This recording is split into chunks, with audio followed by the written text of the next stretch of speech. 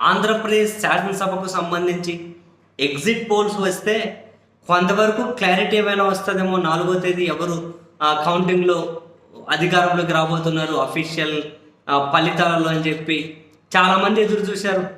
But కంప్లీట్గా అందరినీ నిరుత్సాహపరిచే విధంగా, నిరుత్సాహపరచడం ఒక పార్టీకి ఎక్కువనో ఒక పార్టీకి తక్కువనో ఆ కాంటెక్స్లో అంటలేను.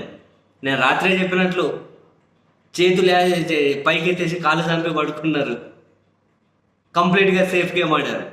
నాకు ఆశ్చర్యం అనిపించింది ఎక్కడ అంటే వైఎస్ఆర్ కాంగ్రెస్ పార్టీకి ఎందుకు ఓటేశారు అని చెప్పినటువంటి ఈ సర్వే చేసిన వాళ్ళు, అంటే మహిళలు వేశారని, సంక్షేమ పథకాల లబ్ధిదారులు వేశారని, గ్రామీణ ప్రాంతాల్లో వేశారని ఇట్లా చెప్పిన వాళ్ళు మరి టీడీపీ కూటమికి ఎందుకు ఓటేశారు అంటే ఒక్క కారణం చెప్పలేకపోతున్నారు. మరి వీళ్ళని ఏ విధంగా అర్థం చేసుకోవాలో నాకైతే అర్థం కాలేదు. వైసీపీకి ఎందుకు ఓటేశారంటే కారణం చెబుతున్నారు, టీడీపీకి ఎందుకు ఓటేశారంటే ఒక్కరు కూడా కారణం చెప్పలేకపోతున్నారు.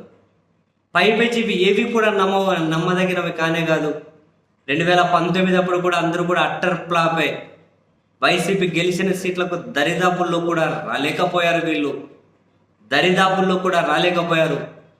నేను మళ్ళీ అయితే ఖచ్చితంగా అంతే కాన్ఫిడెంట్గా మరి ఎల్లుండేగా అయినా కూడా చెప్పగలుగుతాం, వీళ్ళు ఒరిజినల్ ఫలితాల దరిదాపుల్లో కూడా రాలేకపోయారు. వీళ్ళు ఏదో చేస్తేమమ్మా ప్రకటిస్తేమమ్మా అనే అంతవరకే ఉంది. ఈ ఎగ్జిట్ పోల్ ఫలితాల మీద అసలు నాకు తెలిసి డిస్కషన్ కూడా అనవసరమే. బట్ ఒకటైతే వీళ్ళంతా దాదాపు కన్క్లూడింగ్ చేసి కనిపిస్తున్నది ఏంటి అంటే 2009లో వైఎస్ రాజశేఖర రెడ్డి గారు చాలా తక్కువ మార్జిన్తో ఏ విధంగా అయితే అధికారంలోకి వచ్చారో, వైఎస్ జగన్మోహన్ రెడ్డి గారు కూడా అంతే తక్కువ మార్జిన్తో అధికారంలోకి వచ్చే అవకాశం ఉంది అని ఫైనల్గా అందరివి కనుక మనం యావరేజ్ తీసుకుంటే మనకు అర్థమవుతూ ఉంది. ఫైనల్గా వీళ్ళు చెప్పింది అయితే అంతవరకు అని సేఫ్ గేమ్ ఆడారు.